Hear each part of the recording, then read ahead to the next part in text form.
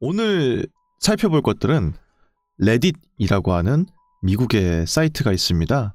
거기에 shower thoughts라고 하는, 그러니까 직역하면은 샤워할 때 하는 생각이라는 거예요. 쓸데없고 멍청한 생각들인 건데 그런 거를 이제 모아놓은 게시판이 있는 거죠. 거기에 어떤 내용들이 있는지 한번 알아보도록 할게요. 오늘의 첫 번째 이야기입니다. 현실에서 죽으면 게임에서도 죽는 거예요. 라고 하는 이야기다. 이게 약간 좀 가볍게 생각하면은 뭔 얘기야?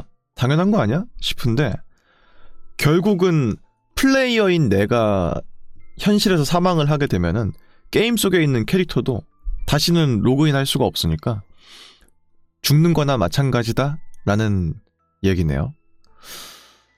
그렇게 생각해 본 적은 없는데 지금 생각해 보니까 맞는 말이다 싶기도 하고, 사실은 연초쯤에 제가 아는 동생이 이제 세상을 떠나게 돼서 장례식장에 갔다 왔었거든요. 제 주변 사람 중에서 그렇게 뭔가 먼저 떠나보낸 사람이 없었어요, 저는. 그러니까 이제 비슷한 나이 또래 때에서 먼저 세상을 떠난 사람이 없었어가지고 충격이 좀 컸던 기억이 나고, 게다가 뭐 적당히 뭐 알고 지내는 사이가 아니라 꽤나 친하게 지냈던 사이였기 때문에 되게 많이 충격을 받았던 기억이 나는데, 어쨌든 간에 그 친구랑 나눴던 카톡 같은 것도 그대로 남아있고, 인스타그램도 막 팔로우가 이미 그냥 돼있고 DM 나눴던 것들도 그대로 남아있는 상태잖아. 되게 이상하더라고요. 가끔 이제 인스타그램에서 광고 같은 거 한다고 막 내가 팔로우하지 않은 게시물들도 가끔 뜰 때가 있잖아요, 이렇게. 근데 누구누구님이 뭐 팔로우하고 있습니다 막 이렇게 뜨는 거야. 근데 이미 현실에 없는 친구인데도 그게 자취가 남아있으니까 느낌이 되게 이상하더라고. 그거 볼 때마다 싱숭생숭해요. 그냥 약간 좀 슬퍼지고. 어쨌든 반대로 생각하면은 현실에서 이제 사망을 하게 되면 인터넷 세계든지 뭐든지 간에 같이 이제 흔적이 없어지는 것이다 라는 내용인데, 생각을 해본 적이 한 번도 없던 내용이었군요. 다음 이야기도 있습니다. 인생을 최악의 방향으로 바꾸는 건 매우 쉽지만 최고의 방향으로 바꾸는 것은 쉽지 않습니다. 그치? 조커 영화 있잖아요. 거기에 어떤 분이 관람평을 쓰신 거야. 되게 유명하잖아요. 조커의 그 계단 장면이. 계단을 막 내려오면서 신나게 막 춤추면서 내려오는 장면이 조커 영화의 아마 백미라고 할 수 있는 부분일 텐데, 그 장면은 거의 영화가 끝나기 한 5분의 4지점쯤에 나오거든요. 그 전까지는 어떤 장면이 나오냐면은 조커가 자기가 살고 있는 그 달동네 아파트에 가려고 계속 계단을 올라가는 장면이 여러 차례 나와요. 얼마나 힘들어. 끝없는 계단을 계속 올라가는 건 너무 힘든 일이잖아. 근데 조커가 되기로 마음을 먹고 분장을 그렇게 하고 정장을 쫙 빼입고 신나게 춤추면서 내려오는 그 장면을 마지막쯤에 보여주니까 어떤 사람이 관람평을 그렇게 달았어. 인생을 매일매일 성실하게 사는 거는 너무 힘든 일이지만 하나만 잠깐 포기하고 신나게 그냥 나를 파괴하는 길로 가는 건 너무 계단을 내려가는 것처럼 쉽다는 그런 글이었거든요. 진짜 맞는 얘기라는 생각이 들었고, 가끔 헐리우드 배우들 중에서 메소드 연기법 하시는 분들이 있잖아요. 근데 진짜 그 해당 캐릭터와 나를 동일시하게 만드는 거죠. 사고방식이든 혹은 신체든 뭐든지 간에. 근데 가끔 살을 찌워야 되는 경우들도 있잖아. 그러면은 극단적으로 많이 먹어야 될 거 아니에요. 근데 할리우드 배우분들이 항상 하는 그 말이, 살 빼고 가꾸는 건 너무 힘든 일인데 살찌는 건 너무 쉬운 일이었다고 하면서 맨날 크리스피 도넛 막 더즌으로 맨날 먹고 하면서 살을 찌웠다는 얘기도 가끔 이렇게 나오던데요. 하여튼간에 참 기묘한 일이야. 그지? 왜 이렇게 내가 하기 싫고 이런 것들은 다 몸에 좋은 것들이고 하기 좋고 재밌고 이런 것들은 전부 해로운 것들인 걸까 하는 생각이 들면은 기묘하기도 하죠. 그리고 그런 생각도 들어.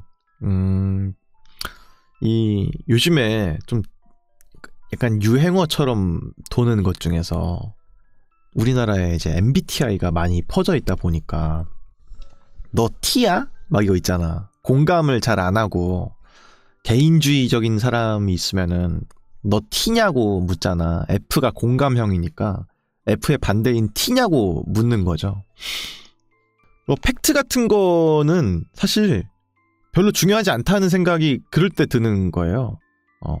최고의 방향으로 가는 거 누구든지 알아. 그거 하는 게 어려운 거야. 이 중에서 지금 방송 보시는 분들 중에서 서울대 가는 법 모르는 사람이 어딨어. 다 알지. 그냥 꾸준하게 교과서 위주로 공부하고 예습 복습 철저히 하고 시험 문제 많이 풀고 하면 서울대 갈 수 있는 거잖아. 근데 그게 힘들어서 문제인 거지. 그러니까 설명이랑 팩트를 강조하는 거는요 아무런 도움이 되지 않습니다. 정말로. 그냥 누가 뭐 힘들었어 이런 얘기하면은 진짜 힘들었겠다. 그냥 이거 해주면 돼요. 그게 끝이에요. 해결책을 줄 필요가 없습니다. 몰라서 안 하는 게 아니니까. 그죠? 다음 이야기도 있어요. 북미 사람들은 매운맛에 대한 내성이 낮기 때문에 비웃음을 사는 경우가 많습니다.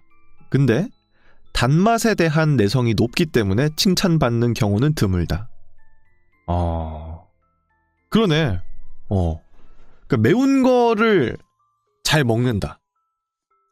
라고 해서 막 맵찔이들 야 이게 맵냐? 하나도 안 맵다. 이런 사람들 되게 많죠. 근데 단 거를 잘 먹는다고 해서 칭찬하는 사람은 없는 것 같다. 맞는 말이네. 근데 북미 사람들이 특히 그런가 봐. 매운맛에 대한 내성은 낮고 단 거는 잘 먹나 보지? 잘은 모르겠지만.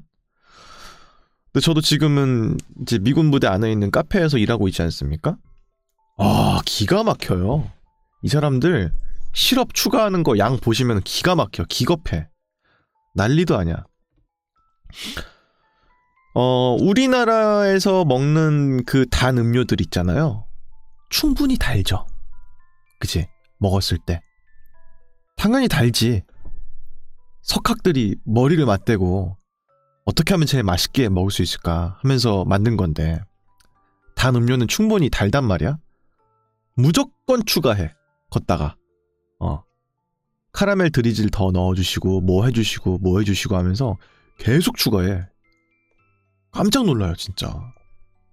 아니면은 우리는 보통 카페를 간다고 해도 솔직히 말해서 한국인들은 아이스 아메리카노를 먹는 경우가 압도적으로 높아요. 제가 가끔씩 또 손님들을 이렇게 응대할 때 미군 분이 왔는데 같이 온 사람이 한국인인 거야. 근데 그분이 잠깐 화장실 갔거나 뭐 다른 것 때문에 잠깐 나갔어. 자기 음료는 골랐는데 한국인 음료를 뭘 골라야 될지를 고민하고 있으면 내가 혹시 지금 나간 사람 한국인이냐고 물어봐요. 그러면은 맞다. 그래. 그럼 제가 그러면은 아이스 아메리카노의 확률이 90% 이상이다라고 말씀드리거든. 보통 다 맞아요. 그러면은 그 정도로 우리나라 사람들은 약간 단 음료를 먹는 걸 좀 죄악시하는 느낌이 있죠. 되게 길티 플레저 이런 느낌으로 쓴 거를 좀 위주로 많이 먹잖아. 근데 미국 분들은 프라푸치노 이런 거 있죠. 단 거, 얼음 들어간 단 음료를 아침부터 드세요. 막 6시 반, 7시 이때부터 드세요. 깜짝 놀라요 진짜. 장난 아닙니다. 대단한 것 같아. 좀 부럽기도 하고. 시럽을 최대한으로 넣어달라고 하는 사람들이 꽤 많습니다. 그러면은 커피는 얼마 안 들어가. 근데 시럽이 한 이만큼 들어가는 거야. 나 근데 궁금해서 먹어봤거든요. 그렇게? 와, 못 먹겠던데? 먹어봤는데 목이 말라요. 음료를 마시는데 목이 말라요. 너무 다니까. 와, 장난 아니에요, 진짜로. 비만이 많다고 하는 이유가 있어, 진짜로 보면은. 하여튼 그렇습니다. 박성진님께서 6시? 그 시간에 그게 들어가? 하셨는데 진짜 새벽에 오시는 분들도 막 그런 거 드세요. 난리나 진짜로. 이거 웃기는데? 노인들의 행동 양식은 마치 그 시대 젊은이들의 행동 양식을 타임머신으로 본 것과 같습니다. 진짜 맞는 말이다, 이것도. 그러니까 그분들이 사실은 노인이 된다고 해서 갑작스럽게 노인처럼 행동하는 게 아니라 그 사람은 그냥 그 시대의 행동상을 그냥 그대로 쭉 이어가고 있는 것일 뿐인 거잖아. 근데 젊은 입장에서 봤을 때는 그 노인이니까 저런가 보다 이렇게 생각을 하는데 사실 그 사람은 그냥 1960년대 30년대 이때 했던 걸 그냥 지금까지 해왔던 것일 뿐인 거지. 우리가 50년 뒤가 된다고 해도 갑자기 이상한 행동을 갑자기 하진 않을 거 아니에요. 지금 하는 걸 그대로 하는데 나이가 든 것일 뿐이지. 그래서 어떻게 보면은 타임머신을 본 것과도 같다라고 하는 내용이네요. 맞는 말이다. 근데 가끔 나는 좀 뭐랄까 가끔 생각하면 좀 신기한 것들이 좀 있는 게 되게 연세가 많으신 분들이 에스컬레이터 같은 거 타면은 되게 좀 어떤 생각을 하실까? 이런 생각이 들 때도 있어. 왜냐면은 에스컬레이터가 생긴 지가 우리나라에서 얼마 안 됐을 거 아니에요. 그래봤자 글쎄 한 3, 40년? 밖에 안 됐을 것 같은데 그분들 더 어렸을 때는 정말 남북전쟁이 있었을 때였을 거고 도심화가 이렇게 막 되지 않았을 텐데 지금은 어디든지 에스컬레이터가 있고 그러잖아. 과연 어떤 생각을 가끔 하실까 좀 궁금할 때도 있어요. 그분들을 비하하는 게 아니라 격세지감을 너무 크게 느끼실 것 같아서. 특히 우리나라는 되게 급격하게 발달한 나라 중에 하나니까 적응이 좀 안 될 것 같기도 해. 그래서 키오스크 이런 거를 좀 안 했으면 좋겠다는 생각을 할 때도 있어요. 너무 힘들어, 솔직히 말해서.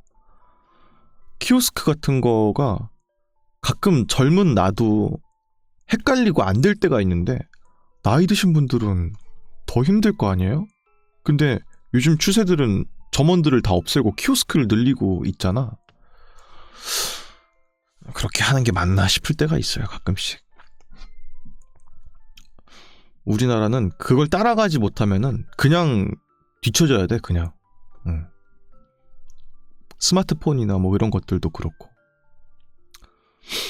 그래서 일본은 어떻게 보면 그런 거는 좀 좋은 것 같은 게 꼭 사람이 꼭 응대하거나 하는 캐셔가 우리나라도 물론 있지만 거기는 좀 더 많이 나와 있는 느낌이라서 그런 게 사람이 좀 해주는 좀 좋은 것 같아요. 여튼간에 그렇습니다. 박선진님께서 지금 트로트를 좋아하는 건 젊었을 때부터 좋아했던 거임. 그 당시 노래를 지금까지 그냥 기억하고 부르는 것일 확률이 높겠죠? 뭔가? 그러니까 뭐 지드래곤님이 나중에 뭐 열린 음악회 나와서 노래 부르시면은 그 당시에 우리가 만약에 자제가 있다면 뭐 자식이 있다면 똑같이 하는 거지. 지금 우리 부모님이 우리한테 하는 것처럼 야 남진이 옛날에 이거였다 막 이러시잖아. 서른도 씨 보면은 야 서른도 저 양반이 노래 참 잘해 막 이러잖아. 부모님들이 우리한테. 그게 이제 결국은 우리가 나중에 자식을 낳으면은 똑같은 거예요. 태연님이 나중에 열린음악회 나오시고 그러면은 아 태연 저 양반이 노래는 끝내주지 막 이렇게 되는 거지 뭐. 키오스크는 뒤에서 재촉할까봐 급하게 결제하게 돼요. 크크크. 왠지 모르게. 근데 이게 우리는 급하게 빨리 끝내자 하고 끝내면 되는데 나이가 좀 드신 분들은 어떻게 해야 될지 모르는데 뒤에 사람들은 계속 줄 서지 이러니까. 저는 이제 서울역에 갈 일이 많거든요. 항상 기차 타고 왔다 갔다 서울로 많이 하니까. 거기에 이제 맥도날드가 있어요. 맥도날드를 자주 가거든요. 그러면은 항상 어떤 어머님이나 이런 분들이 주문하려고 하는데 막혀있는 분들이 있어. 그러면은 꼭 도와드려요. 딴 게 아니라 그냥 우리 엄마 아빠를 보는 것 같아서, 얼마나 답답하고 자기도 뭔가 창피하다는 생각을 할 것 같아서. 창피한 일이 아닌데 나도 힘들 때가 있거든요. 근데 얼마나 힘들겠어요. 하여튼 그렇습니다. 예. 또 뭐가 있을까? 이거 좀 그렇다. 재밌는데요, 이거? 다음 이야기입니다. 당신이 무심코 스크롤하던 중에 본 무작위의 인스타그램 계정의 그 사람이 사진 혹은 릴스를 업로드한 때부터 지금 사이에 사망했을 확률은 0%가 아닙니다. 라는 거네. 그러니까 이제 가끔 이렇게 뜨는 게시물 같은 것들 중에서 누군가는 이미 이 세상 사람이 아닌 사람도 있을 수 있다는 내용인데, 초반에 제가 말했던 거랑 좀 유사한 얘기인 것 같기도 하고요. 또 저는 사실 인스타그램 보면서 이런 생각 해본 적은 없는데, 가끔 교과서라든지 뭐 근현대를 다루고 있는 사진 같은 것들을 볼 때 가끔 그런 생각 들 때가 있어. 여기 찍힌 사람들 다 죽었을 텐데 지금. 그치? 그러면 좀 무섭지 뭔가? 영원히 살아있을 것 같은 그런 사람들인데 사진은 너무 생동감이 있으니까. 근데 지금 다 안 계신 분들이겠지? 이런 생각을 하면은, 혹은 그 사진에 있는 가장 어린 갓난장이 아이도 지금은 노인이겠지? 이런 생각을 하면 좀 약간 좀 으스스할 때가 있죠, 뭔가. 하여튼 그래요. 그렇기 때문에 반대로 말하면은 사진을 남기고 영상을 남기는 거는 어떻게 보면 영원히 살 수 있는 방식인 것 같아. 제가 갑자기 뭐 불의의 사고로 이 세상 사람이 아니게 된다고 해도 언제든지 유튜브에 들어가면 제가 이런 헛소리 하는 걸 다 볼 수 있지 않습니까? 그러면은 영원히 사는 거랑 똑같은 거예요. 그런 느낌이 있습니다. 박성진님께서 아프신 분이 영상을 찍으셔서 영상 보고 힘내라고 댓글 달고 싶었는데 이미 돌아가신 분도 있더라고요 하셨는데, 그럴 수도 있겠죠, 진짜로. 우리는 그 영상만 보는 거니까, 거기에 멈춰있는 그것만 보는 거니까. 어쨌든 그렇습니다. 다음에 뭐가 있을까요, 또? 이것도 좀 웃기는데요. 교사들은 비디오 게임 제작자와 협력해서 교육을 흥미롭게 만들어야 합니다. 그치, 공부를 꼭 고리타분하고 재미없게 하라는 법이 어딨어. 재밌게 할 수도 있잖아. 근데 이런 시도를 안 해본 건 아니겠죠. 얼마나 많은 학습 게임, 학습 애니메이션 이런 게 왜 있겠습니까? 공부는 재미없고 따분하니까 어떻게든 재밌게 해서라도 지식을 넣게끔 만들려고 하는 많은 시도는 있었을 텐데 쉽지 않겠지. 근데 이거랑 별개로 요즘에 장난감이 잘 안 팔린다면서요. 장난감 같은 거보다도 휴대폰 게임이나 이런 걸 좀 많이 한대, 아이들이. 특히 마인크래프트 그 게임 있잖아요. 블럭으로 부수고 쌓고 하는 그런 게임이 레고를 거의 완전히 대체한 것 같더라고요, 요즘 아이들 중에서. 물론 진짜로 손으로 만지면서 상호작용하는 걸 좋아하는 아이들도 많이 있겠지만은 마인크래프트는 더 내가 하고 싶은 대로 정말 무한대로 만들 수 있으니까 레고 쪽이 지금은 사실 아이들을 겨냥한다기보다는 어렸을 때 레고를 좋아했던 사람들이 커서 이제 컬렉션의 느낌으로 레고를 모으는 사람들이 꽤 많잖아. 그런 쪽으로 좀 변질된 느낌이 좀 있죠? 저는 요즘 그런 것 같아요. 레고 매장을 제가 최근에 좀 많이 갔었거든요. 저는 레고를 그렇게 좋아하진 않는데 레고 오프라인 매장이 있으면 꼭 들어가요. 항상. 그 여의도 더현대에도 있고, 그때 프리미엄 아울렛 그 여주 갔을 때도 있었고, 항상 가면 들르거든? 근데 아이들을 위한 레고도 있지만 솔직히 반 정도는 어른들을 위한 레고인 것 같아. 그래서 레고 컬렉션 아예 그게 있거든. 그런 거 보면은 레고 쪽도 장난감 업계 쪽도 상당히 지금 많이 뭔가 변혁을 꾀하고 있는 느낌이 아닌가 하는 생각이 들고. 글쎄, 저는 근데 가끔 그런 생각할 때도 있긴 해요. 근데 유튜브나 이런 데에서 역사나 이런 거 되게 재밌게 풀어주시는 분들 있잖아, 가끔. 막 침참맨님 방송 나오시는 막 그런 분들 중에서 교육자분들이나 그런 분들 나와서 설명해 주시는 거 너무 재밌잖아요. 좀 그렇게 하면은 내가 어렸을 때였다면 더 재미를 가지고 공부를 많이 했을 수도 있겠다 생각이 들기도 해. 근데 교과서로 되게 딱딱하게 재미없게 보니까 별로 안 하고 싶잖아요. 좀 더 재밌게 할 수 있는 방법을 찾는 건 좋은 일인 것 같아요. 어쨌든 그렇습니다. 또 뭐가 있을까? 이거 약간 좀 흥미로운데? 다음 이야기입니다. AI가 쓴 부고 기사가 이미 있었을 가능성이 큽니다. 라는 건데, 이제 부고 기사라는 건 결국 어떤 사람이 사망했음을 알리는 기사인 거고, 근데 이제 AI가 쓴 부고 기사가 있었을 수 있다는 거는 이제 돌아가실 것 같은 분들이 있을 수 있잖아요. 뭔가 병마와 싸우고 계시는 분일 수도 있고, 혹은 연로하셔서 어디에 입원해 계시는 분들도 있을 수 있고, 그런 분들은 이제 누가 빨리, 참 안 좋은 말이지만 신문사나 방송국 입장에서는 부고 소식을 누가 먼저 알리느냐의 싸움인 거니까 템플릿이나 그런 건 이미 다 작성을 해놓고 사실상 내용만 수정해서 바로 올릴 수 있게끔 시스템을 갖춰놨을 확률도 있다는 거죠. 이런 건 또 속도가 생명이니까. 하여튼 그렇습니다. 그것도 있고, 이제 아마 단순하게 팩트만 전달하는 모든 컨텐츠들은 아마 AI가 높은 확률로 대체할 것 같아요. 기사 같은 것들도 어떻게 보면은 주관이 들어가야 되는 것들도 있지만 주관이 들어가면 안 되는 것들도 많잖아요. 예를 들어서 뭐 일기예보 이런 것들은 내가 봤을 때 이거 무조건 대체가 될 것 같아. 그죠?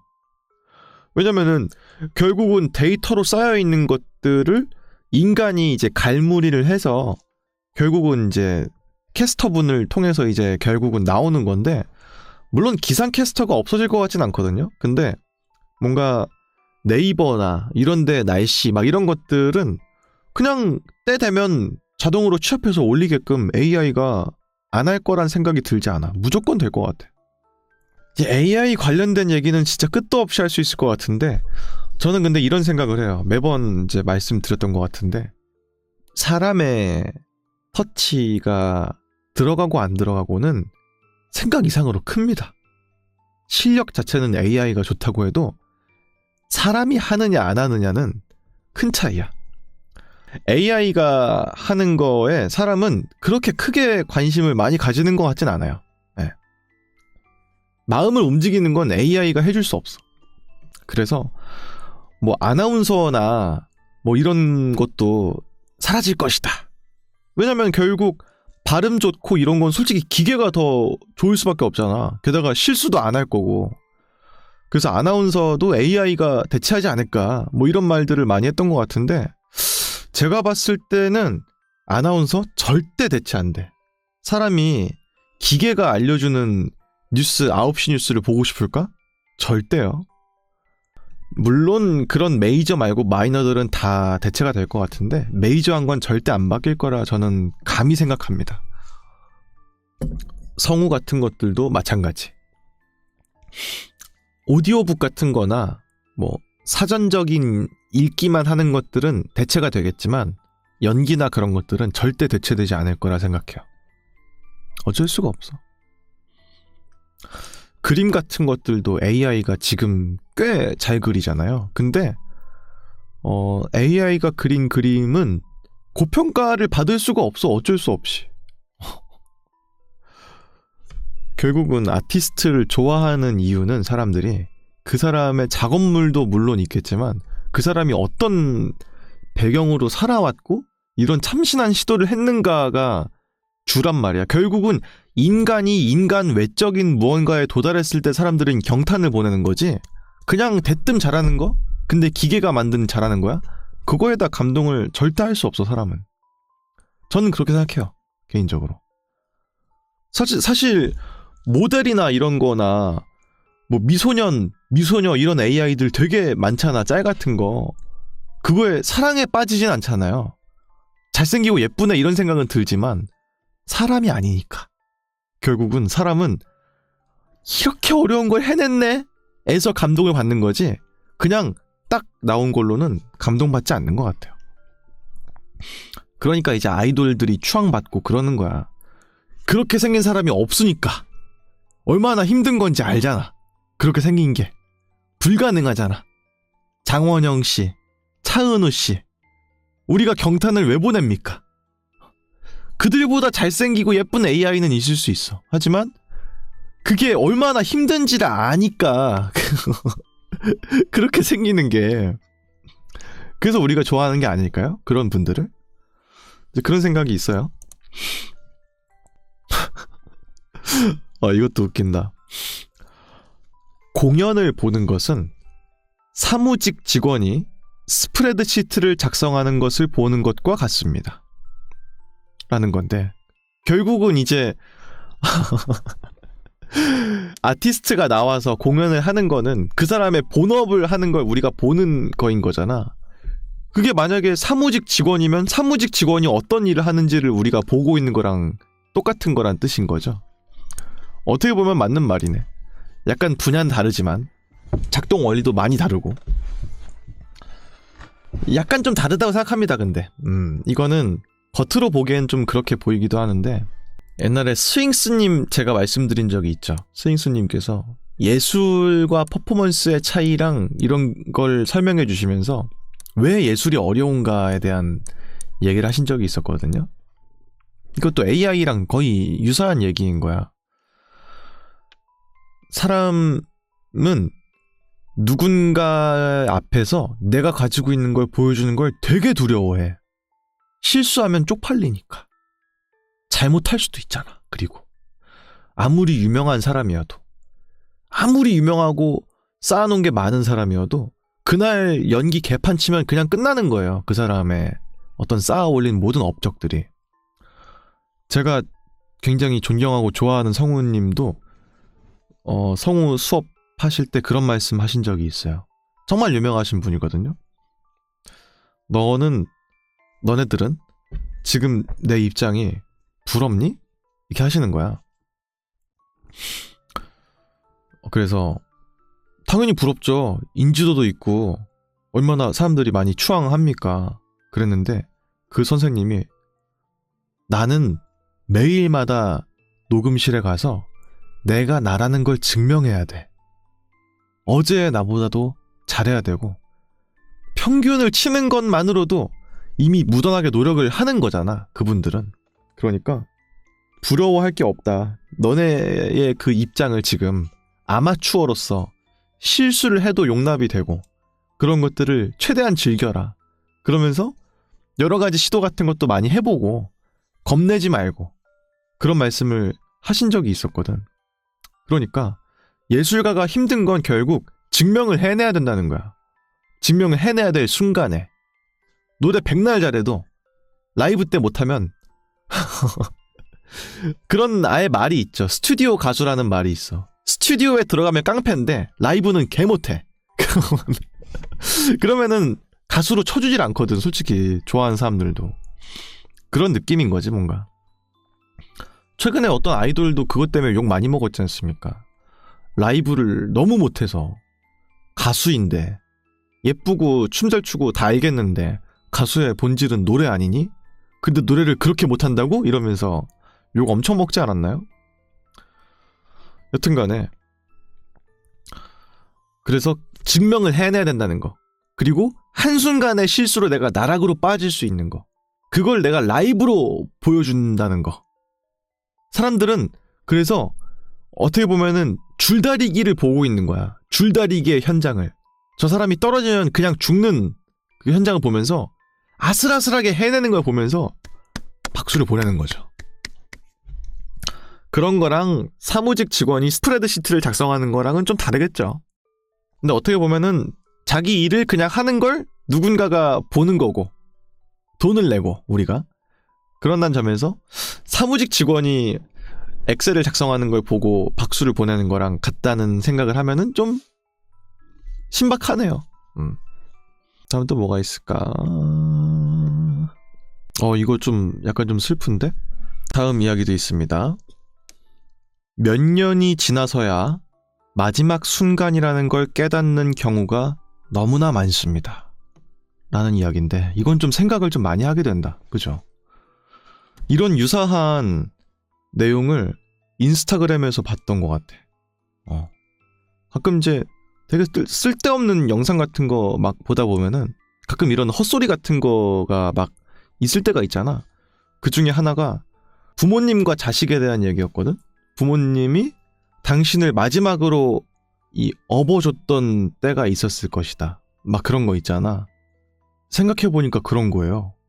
나도 언젠가는 부모님이 날 마지막으로 업어줬던 순간이 있을 거 아니야. 언제 이후부턴 업기엔 너무 커졌으니까 안 업을 때가 있었을 거 아니에요?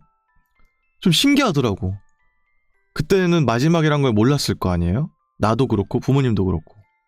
마지막으로 내가 기저귀를 뗀 순간이라든지 그런 것들. 그 당시에는 아이고 귀찮은 일을 덜었다 생각하겠지만은 나중에 생각해보면은 그랬었구나, 더 컸구나 이런 생각이 들기도 하고. 그러니까 일상에서 벌어지는 일들을 소중하게 생각해야 돼요, 결국은. 맞아, 맞는 말이다. 이거 좀 생각 많이 하게 되네. 이건 뭔가 좀 그러네요.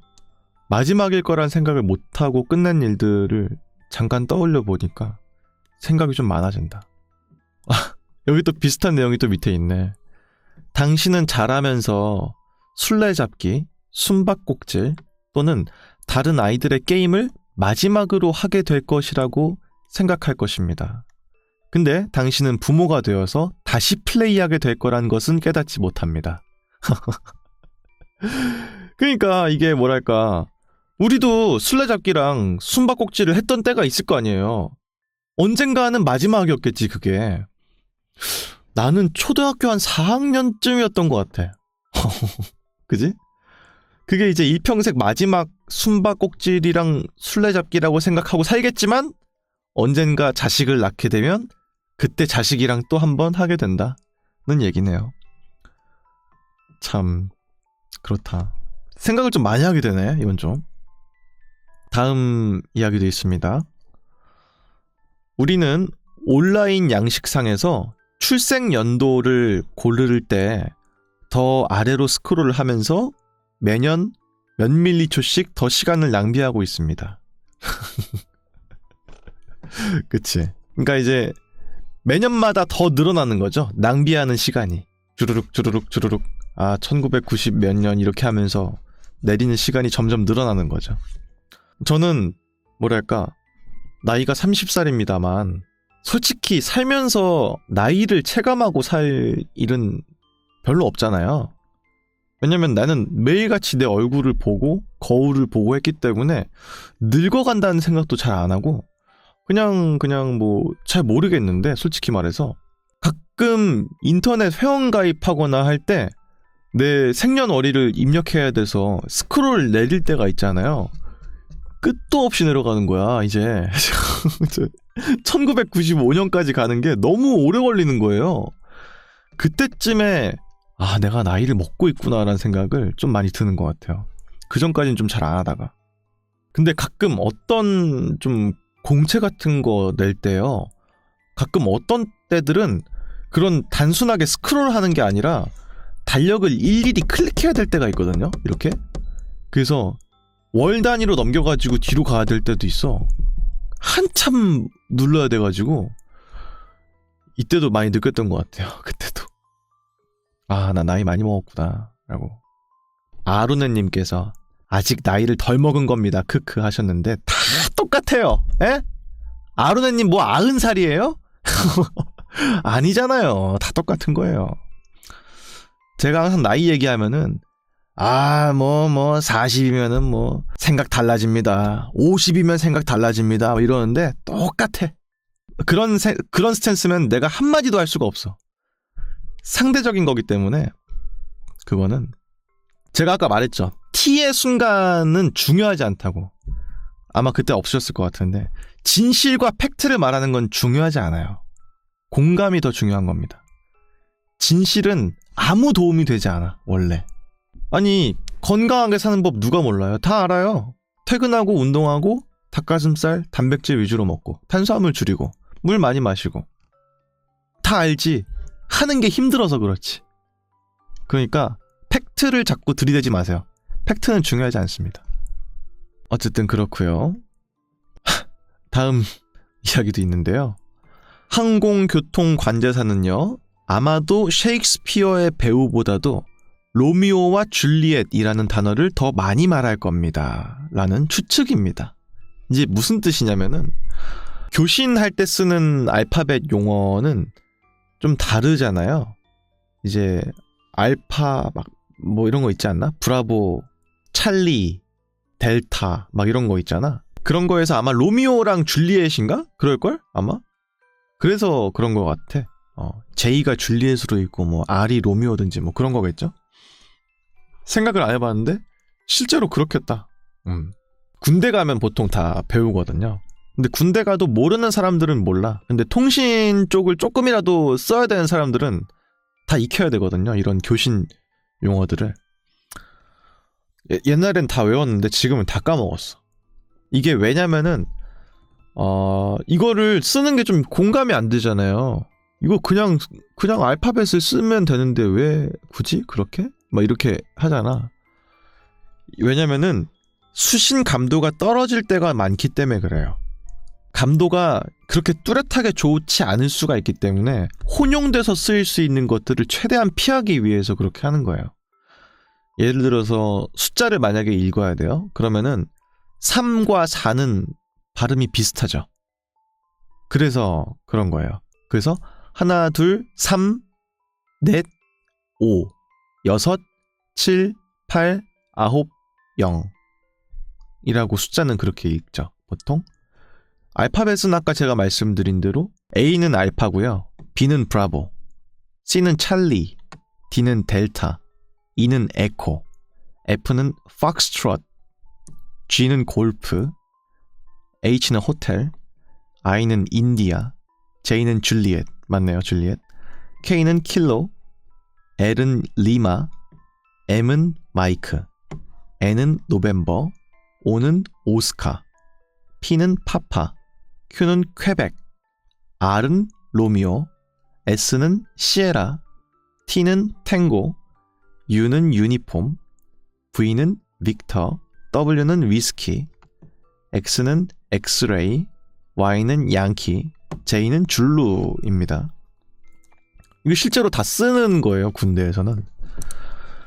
그래서 현 시각부로라는 말도 안 쓰고 현 마이크 부로라고 합니다. 그러니까 현 마이크 부로. 그러니까 이제 마이크가 이제 미니트의 줄임말로 M을 쓰는 것 같아. 옛날에 제가 GOP 있었을 때 GOP에서 위병소 문을 열어야 되면은 위병소 개방바람 이렇게 하면 되거든요. 근데 위스키 개방바람 맨날 이랬어. 위병소니까 W를 써서 위스키 개방바람 맨날 이랬어. 그러면은 항상 또 그거 하죠. 수신영어. 또 떠오르는 게 있는데 군대 있잖아요. 군대에 항상 근무지 관련해서 뭔가 괴담 같은 게 많은 이유도 이런 것들을 꼭 해서 그런 거인 것 같아요. 군대에 가면은 이제 항상 통신 장비가 원활하게 작동되는지를 근무 투입하면 항상 하거든요. 그래서 내 수신 장비로 이제 중대나 대대 쪽으로도 연결이 원활하게 되는지, 내가 만약에 정말 응급한 일이 생겼을 때 불러도 응답할 수 있는지 근무 투입하면 항상 먼저 들어가서 이 확인을 먼저 하거든. 그런 모든 절차들이 일상적인 생활에서 잘 하는 건 아니잖아. 이런 걸 한다 생각해봐요. 버튼을 누르고 이런 교신기 누르고 그다음에 어디 등장 바람 여기는 어디 이상 어디 등장 이런 것들을 해야 되니까 여기는 어디 측이고 수신감도 체크 바람 이렇게 하면은 기소축 감도 33 이런 식으로 하는 모든 것들이 일상적으로 하는 것들은 아니니까 그래서 더더욱 이질감을 느끼다 보니 무서움 같은 것들도 쉽게 느끼는 게 아닐까 하는 생각을 전 개인적으로 해요. 일상이랑 완전히 격리된 상태인 곳에 가는 거니까 군대에 간다는 건 결국엔 하여튼 그렇습니다. 저런 게 공개가 되면은 의미가 없는 거 아니에요? 하셨는데 공개가 되고 안 되고가 문제가 아니라 어차피 교신은 같은 채널에 있는 사람들끼리 하기 때문에 엿들을 수 있는 그게 아닐 거예요. 그런 게 다 있어요. 전에도 제가 말씀드렸지만은 같은 시간 값으로 맞춰져 있는 기계랑만 교신할 수 있습니다. 그게 아니면은 교신할 수가 없어요. 제가 말씀드리는 건 이제 PRC-999K의 그 예시인 건데 PRC-999K라는 일단 그 이동하는 방송국 같은 그런 큰 기계가 하나 있고 걔랑 이제 96K라는 조그만한 무전기가 있는데 이거랑 같은 시간값을 공유하는 애들은 다 같이 할 수 있어요. 지금 시간이 12시 37분을 넘어가고 있잖아요. 근데 걔 기계는 시간값을 따로 정해. 지금 예를 들면은 18시 56분 03초 이런 식으로 독립되게 시간을 정해. 그리고 모든 채널을 다 걔랑 맞춰. 그러면 분초 단위가 다 맞는 애들끼리만 교신할 수가 있어요. 그래서 물론 적 병사를 내가 죽여서 무전기를 뺏어서 내가 듣는 거면은 그건 막을 수가 없지. 근데 그게 아닌 경우에는 그렇게 해킹을 쉽게 할 수 있는 구조가 아니에요. 그래서 엿듣는 거는 큰 상관이 없고요. 그리고 이제 아시겠지만 무전 용어에는 경어를 쓰지 않습니다. 누구보다 높다 낮다 이런 식으로 하지 않아요. 그래서 아까 썼던 무전 용어 같은 것들도 다 그래서 그런 거예요. 높은 병사를 죽이는 게 이득이잖아. 당연히 이등병 죽이는 것보다 소위나 하사, 상사 이런 사람을 죽이는 게 이득이잖아. 무조건. 그러면 누가 높은지를 알아야 될 거 아니야. 만약에 무전을 내가 뺏어 들었어. 이렇게 교신을 하는구만. 무슨 내용인지 볼까? 그러면 누가 높은지를 알아내려고 할 거 아니에요? 그런 거를 없게끔 다 이제 명사 형태로 끝난다든지 그런 식인 거예요. 그래서 야 유수아야 나와라. 유수아 나왔습니다. 이렇게 하면 다 들려버리니까 그게 아니라 누구누구 등장바람 여기는 어디 이상 이렇게 하는 게 다 그래서 그런 거예요. 하여튼 그렇습니다. 다음 또 뭐가 있을까요? 하여튼간에 로미오와 줄리엣이란 말을 진짜 많이 쓰겠네요. 그 교신하시는 분들은 교신 용어 때문에. 이거 좀 공감된다. 당신은 결코 어른이 되었다는 느낌을 받지 못합니다.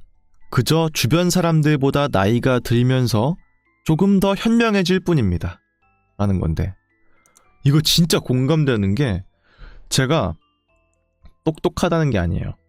똑똑하다는 게 아니라 저 당시에 나도 저기까지만 생각했을 것 같아 라는 거를 가끔 느낄 때가 있어요. 뭔가 젊은 분들이랑 저보다 나이가 어린 분들이랑 같이 있거나 할 때 저기까지밖에 생각을 안 하나? 싶은데 나도 그땐 그랬을 거란 말이야. 여기서 약간 이 거스를 수 없는 세월의 차이가 발생하는 거구나 이런 생각이 들더라고. 그거는 아까 말했던 것처럼 누가 알려준다고 생각이 갑자기 바뀌는 게 아니잖아요. 내가 지나온 시간 같은 것들을 다 겪고 실패도 겪고 해야만 생각이 바뀌는 거잖아. 그러니까 백날 말해도 쓸모없다는 게 그래서 그런 거란 말이에요. 그러니까 가끔 그런 걸 느낄 때가 있어. 왜 저런 걸 할까? 라든지 그런 걸 볼 때 근데 그게 그들은 최선이겠구나. 이제 그런 생각은 좀 하죠. 근데 이럴 때 진짜 확실히 나이 먹었다는 걸 느끼는 것 같아. 이럴 때. 하여튼 그렇습니다. 뭐 현명해지는 건 아닌 걸 수도 있죠. 근데 이제 그때의 뭔가 내 모습이 보인다든지 그러면은 약간, 근데 내가 말을 덧붙여도 결코 이게 저들에게 득이 되지 않을 거라는 것도 알고 바뀌지 않는다는 것도 알기 때문에 말을 하진 않죠. 그냥. 왜냐면은 그때 나한테 누가 그렇게 말했어도 난 안 들었을 거거든, 분명히. 그러니까 말을 해주거나 하진 않는데 가끔 느낄 때도 있죠. 저게 누구나 다 그런 시간을 보내는구나 하는 생각. 다음 이야기도 있습니다. 자율주행차가 보편화가 되면 결국에는 그게 다 의무화가 될 거고요. 일반 차량은 불법으로만 사용되게 될 것입니다. 그치? 결국은 지금 사실 자율주행차가 위험한 거는 자율주행차와 아닌 차가 섞여 있기 때문이야. 모두가 다 자율주행차면은 동일한 신호를 받고 출발하고 만약에 한다면 결코 사고가 나지도 않을 거고 이상을 일으키지도 않을 거예요. 근데 아직 거기까지 가지 않았잖아. 두 개가 섞여 있잖아.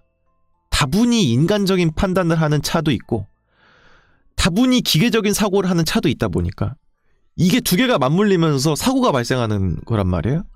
근데 만약에 그런 자율주행차의 시대가 오게 된다면 수동으로 조종하는 차는 불법 차량이 될 거라는 말인 거죠. 근데 이게 사실 영화에 비슷한 장면이 나오는 게 있습니다. 아이로봇이라고 윌 스미스님께서 주연으로 나오는 그 AI가 보편화된 세대의 어떤 영화가 있거든요. 그 되게 유명해. 짤 같은 게 되게 유명하잖아요. 그게 뭐냐면은 AI가 고도로 발달된 그런 기술의 세계예요, 거기가.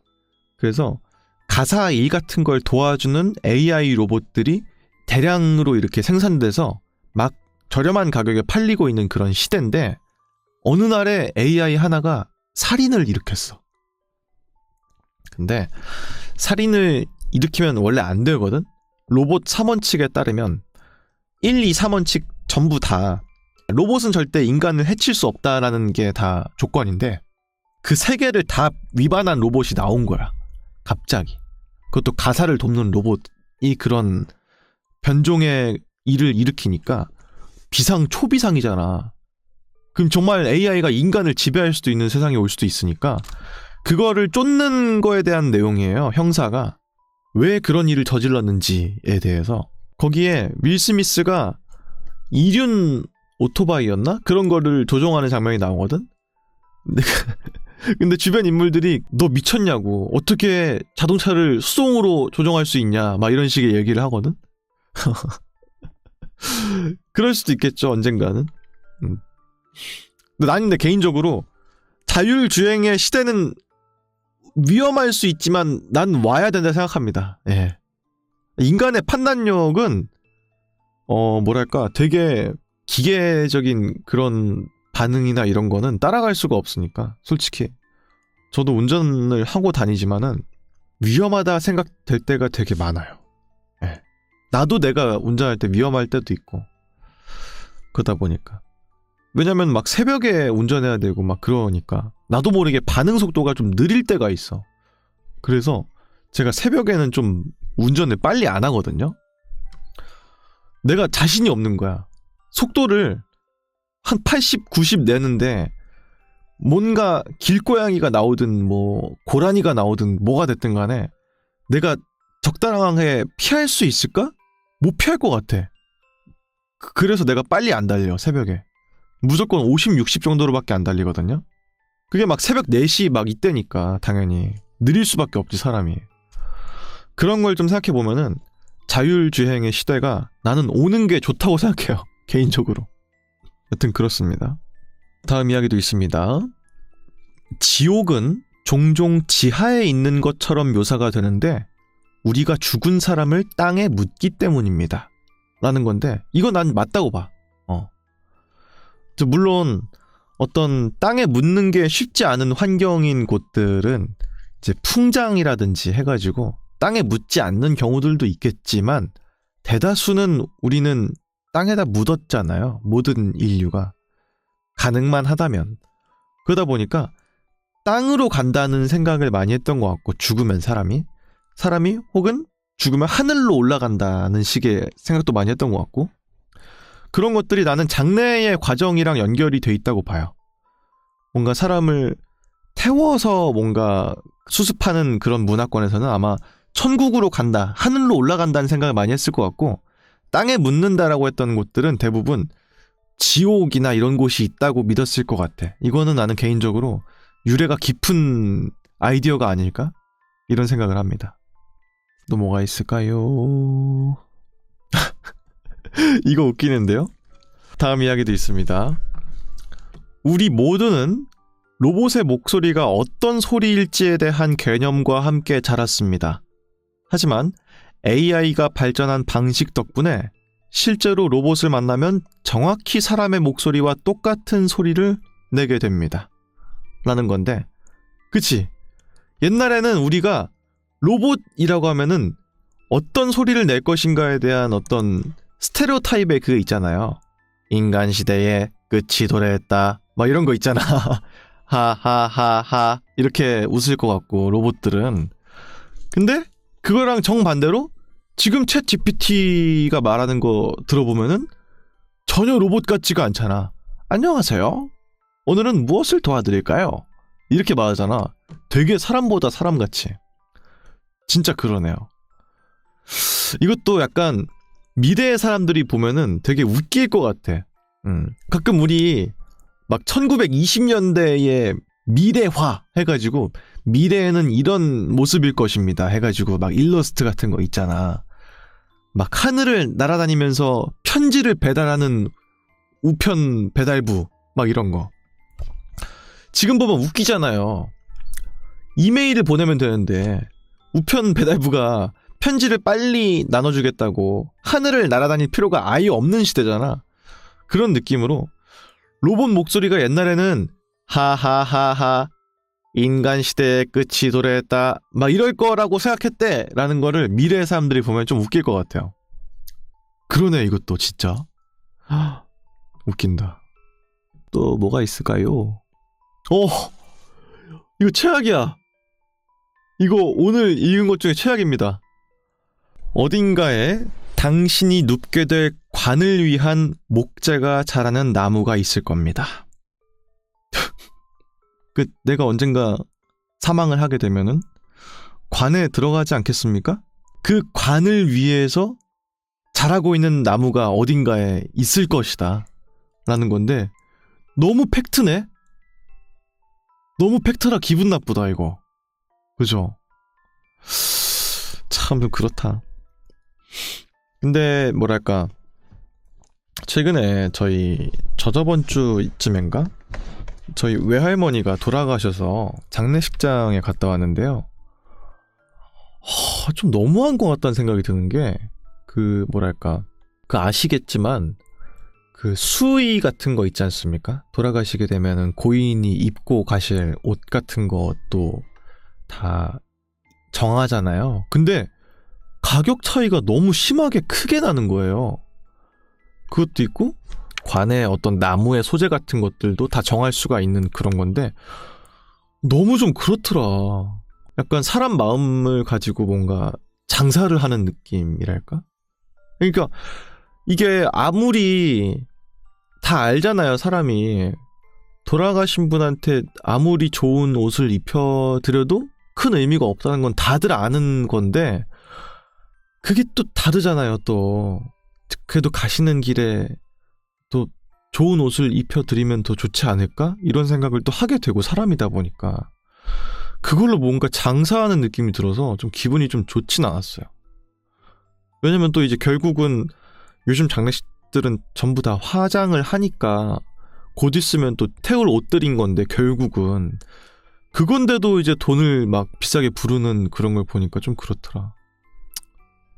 그래요. 근데 하여튼간 사람은 팩트만 가지고 사는 동물은 아니니까 감성적인 영역도 그렇게 해서 자기의 마음의 위안을 얻는다면은 뭐 충분히 그럴 수 있는 영역인 것 같고, 공감이 세게 되진 않지만 어쨌든 공감이 되긴 됩니다. 제가 늘상 말하는 게 팩트는 중요하지 않다는 거예요. 결국은 팩트는 아무 소용이 없어요. 사람은 팩트에만 움직이는 동물이 아니니까. 그리고 제가 늘상 말하는 게 인생은 가성비가 아니다. 인생 가성비가 아니야. 절대로. 멍청하고 우매하고 쓸데없는 짓들을 하는 게 나중에 기억에 남아요. 즐겁고 행복하기만 한 여행은 나중에 기억에 안 남는다? 근데 여행 가서 진짜 짠질이 고생하고 더운데 막 땀 흘려가면서 걸어다니고 그런 건 다 기억나. 나는 그게 인생인 것 같아요. 쉽게만 가고 편하게만 가고 정도로만 가는 거는 좋은 인생 같진 않아요.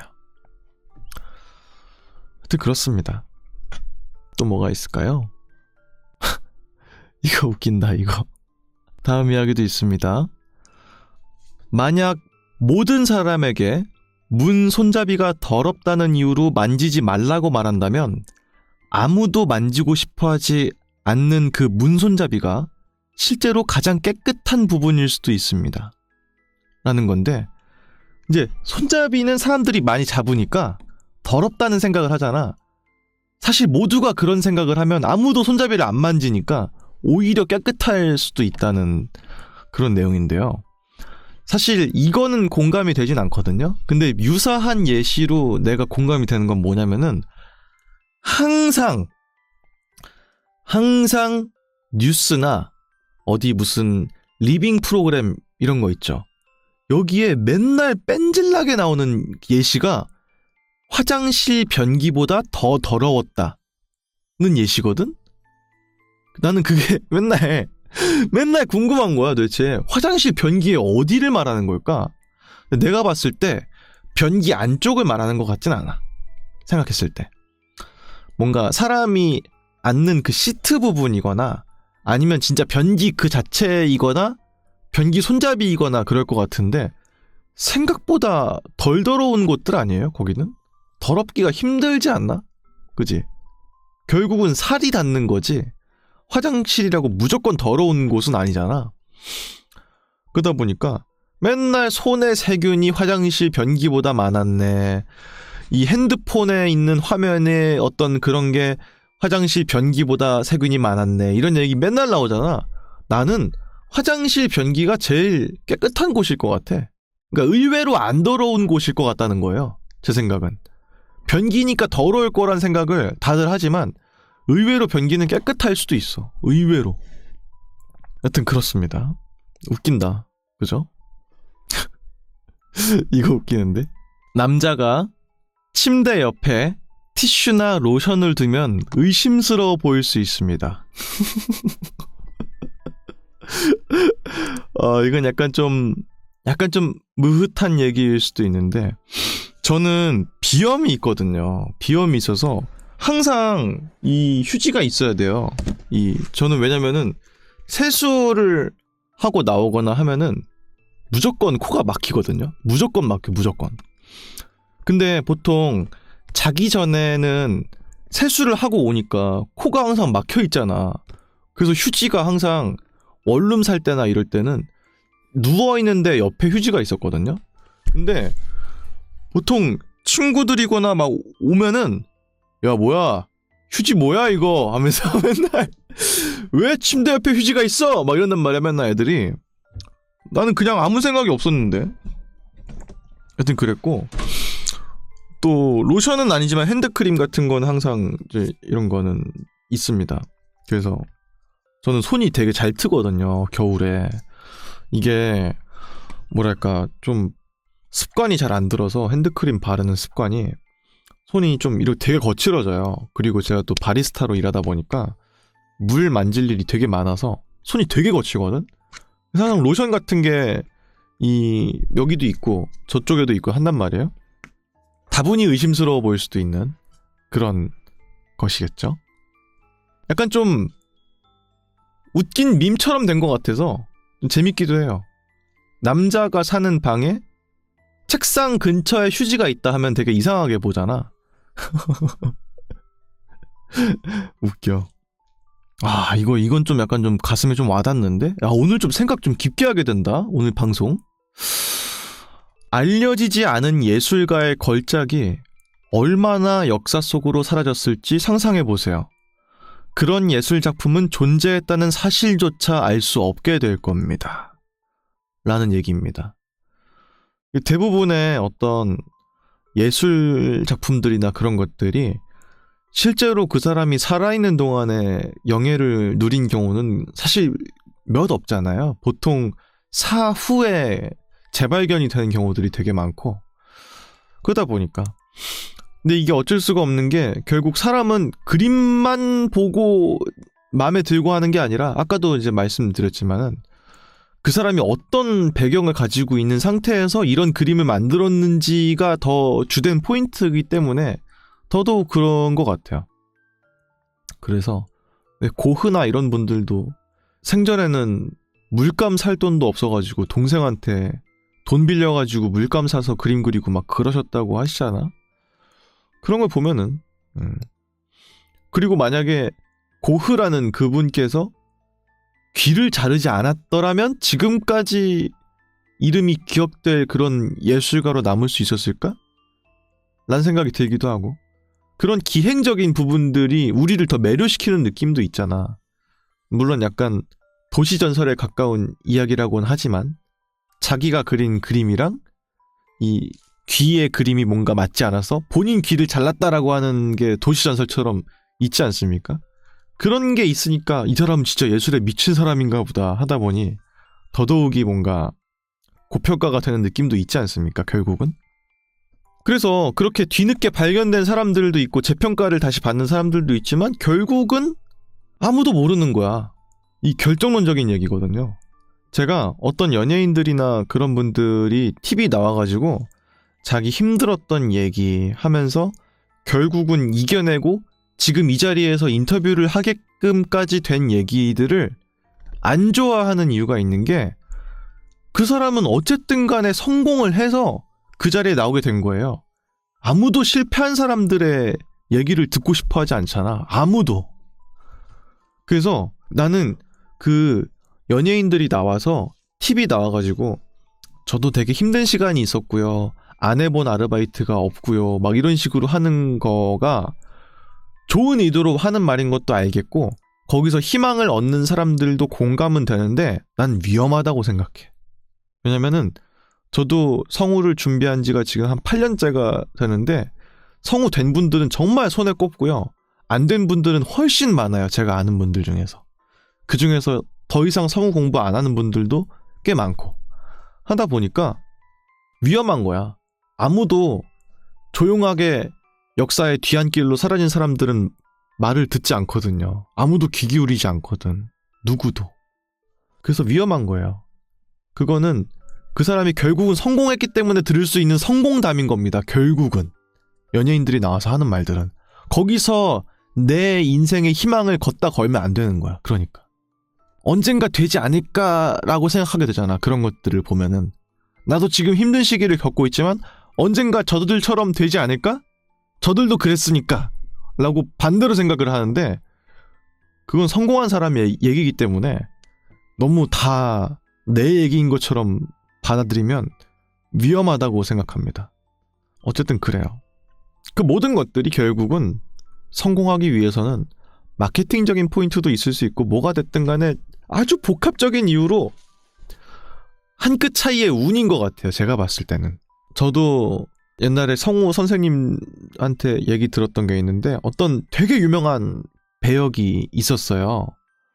모든 분들이 다 아는, 지금 방송 보시는 모든 분들이 너무 잘 아는 그 배역이 있었는데 그거를 최종 2명까지 남았대. 후보로.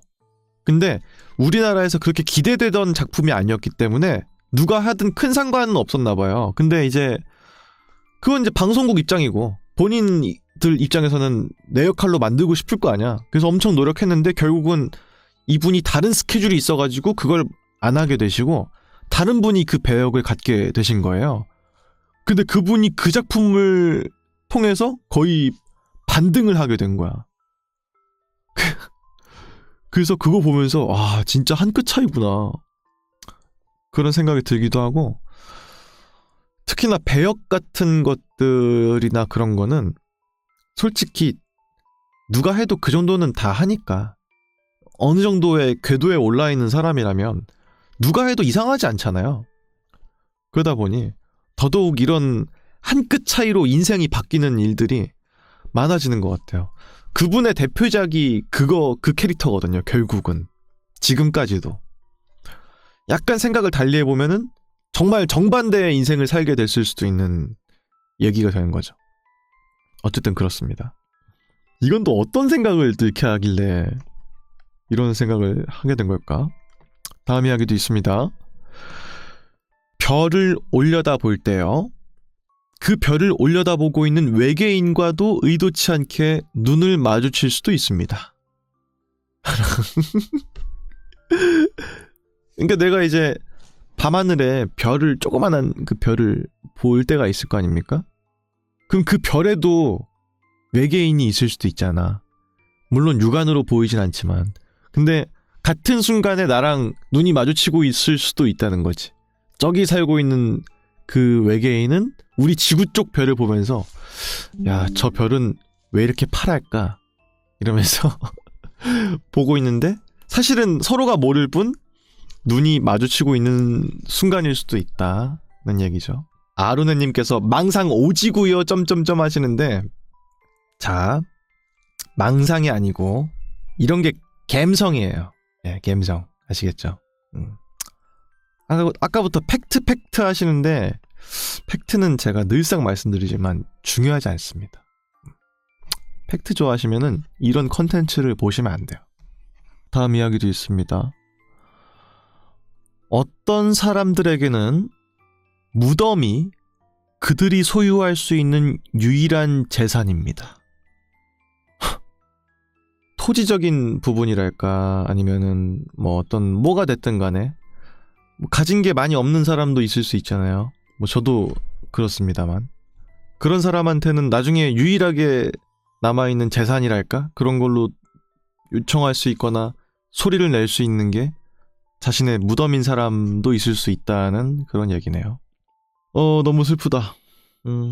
나는 나중에 내가 장례식을 치르게 되면요, 수목장 같은 거 있잖아. 나무 하나 하는 거. 난 그게 보기 좋아 보여. 그냥 결국은 이전에도 말씀드렸지만 사람이 죽으면 죽는 순간도 모르고 죽을 거 아니에요. 그치? 왜냐면 내가 잠이 들었을 때 잠 드는 순간은 모르잖아. 잠에 깨고 나서야 내가 그때 내가 잤구나라는 걸 알듯이 죽는 순간에도 죽는 거를 모를 것 같거든? 결국은 나는 죽지 않는 거나 마찬가지예요. 결국은 각자 자기들의 인생에서 본인들은 영원히 사시는 거예요. 죽는 걸 모르니까. 그래서 장례식이나 장례 이후의 모든 절차들은 결국은 다 살아있는 사람을 위한 거거든. 결국은 너무 대뜸 슬프게만 있는 무거운 분위기는 아니었으면 좋겠다는 생각을 좀 많이 해. 그래서 수목장처럼 나무 한 그루 심는 게 보기에도 뭔가 좋고 살아있는 사람 입장에서 뭔가 그럴 것 같아요. 그래서 만약에 제가 의도치 않게 사망을 하게 된다면 가족분들, 엄마 아빠 제가 불의의 사고로 사망하게 된다면 수목장을 부탁드립니다. 만약에 술 같은 걸 따라주실 거면은 하이볼로 부탁드립니다. 편의점에 팔고 있는 수나리 레몬진 4.5도짜리로 부탁드리겠습니다. 안주는 그 프레첼, 그거 치즈 맛 좋아하거든요. 그걸로 좀 부탁드리겠습니다. 어쨌든 그래요. 오늘의 방송은 여기서 마치도록 하겠습니다.